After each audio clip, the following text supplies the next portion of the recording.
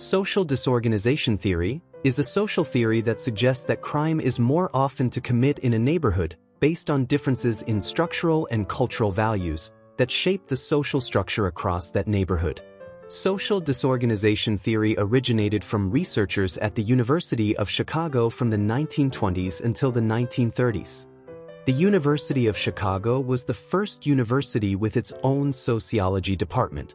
This was the perfect city to examine this theory due to its at the time high migration rate as well as industrial development that shaped many of the biggest cities in the United States. Many of those who migrated to Chicago came from rural areas and were facing new social challenges adapting to an urban city environment.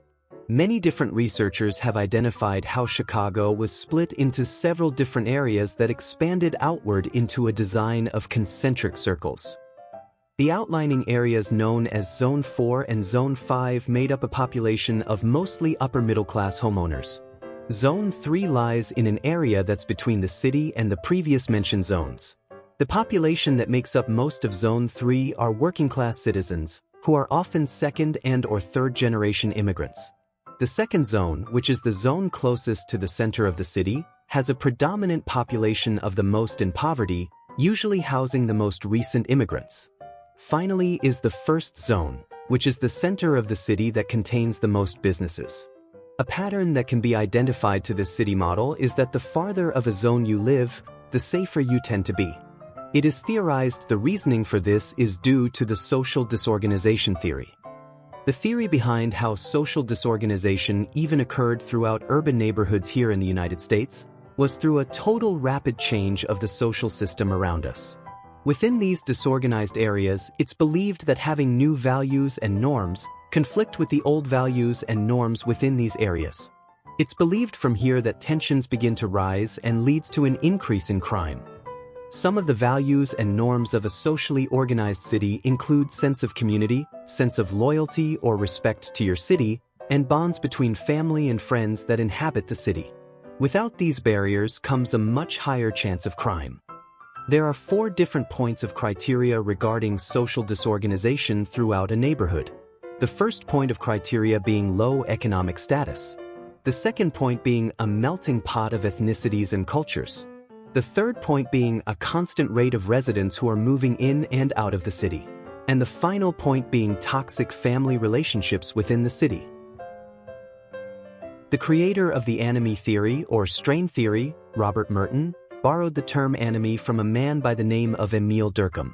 Durkheim's term anomie refers to without legal authority. In 1893, Durkheim published a book called The Division of Labor in Society, where he articulates his belief that there is a deregulation occurring in society, where norms are breaking down and the general shared mutual rules of society are no longer in order, that people no longer know what to expect from one another, thus leading to an increase in deviant behavior. Merton believed society functioned in 2 different ways. The first way our society functions according to Merton is through our cultural frame. The cultural frame refers to our society and its goals and what all members are meant to strive for. The second frame being our social frame, where the institutions that surround us help reach these strived goals from the cultural frame. Merton believed in order for a society to function, it must place equal importance to both different frameworks. Merton argues that every society has a cultural framework with legitimate means to pursue these goals. However, Merton argues that not everyone has an equal chance to access these legitimate means.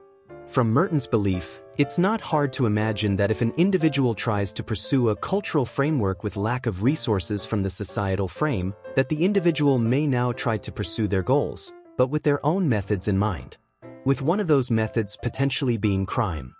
Merton argues that deviance is the result of a dysfunctional society, and he believed that when an individual faced a dysfunctional society, they had 5 different potential ways of adapting to that society. The first way is through conformity, which is accepting how things are. You know the goals society has, and accept the established manners set to meet them. The second way is through innovation. Innovation involves trying to meet societal expectations, but doing so through illegitimate means. The third potential way to adapt to a dysfunctional society is through ritualism.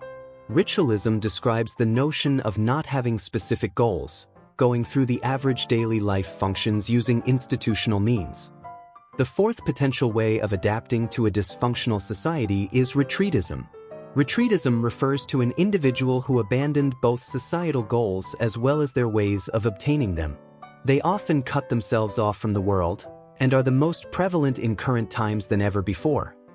The fifth potential way of adapting to a dysfunctional society is rebellion. The rebellion framework has an individual drop society's goals and the ways of obtaining them.